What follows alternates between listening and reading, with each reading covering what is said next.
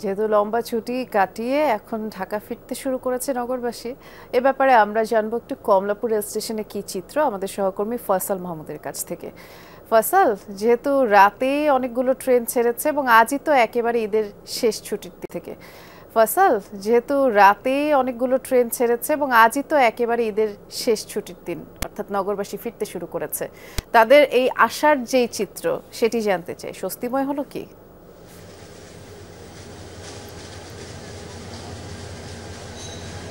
বৃষ্টি সকাল থেকে বেশ কয়েকটি ট্রেন, আন্তনগর ট্রেন ঢাকায় প্রবেশ করেছে এবং একই সাথে ঢাকা থেকেও কিন্তু চট্টগ্রাম, ময়মনসিংহ সহ বেশ কয়েকটি বিভাগের উদ্দেশ্যে কিন্তু ট্রেন ছেড়ে গেছে। তবে এখন পর্যন্ত যেহেতু আগামীকালকেই আজকেই শেষ হচ্ছে সরকারের দীর্ঘ 10 দিনের, তাই আগামীকাল থেকে খুলতে যাচ্ছে সরকারি অফিস আদালত থেকে শুরু করবে কর্মদিবস।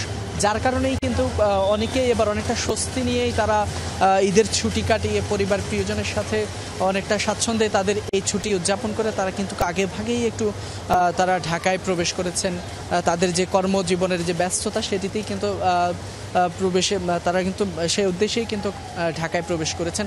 যেহেতু আজকে শেষ দিন, ছুটির শেষ দিন, কাল থেকেই অফিস খোলা, যার কারণেই কিন্তু অনেকেই যারা শেষ সময় এখনো আসেননি তারা কিন্তু শেষ সময়ে এখনকার ট্রেনে আসার চেষ্টা করছেন। এবং আমরা সকাল থেকে কমলাপুর রেলওয়ে স্টেশনে আছি এবং সেখানে বেশ কয়েকজন যাত্রীদের সাথে কথা বলেছি।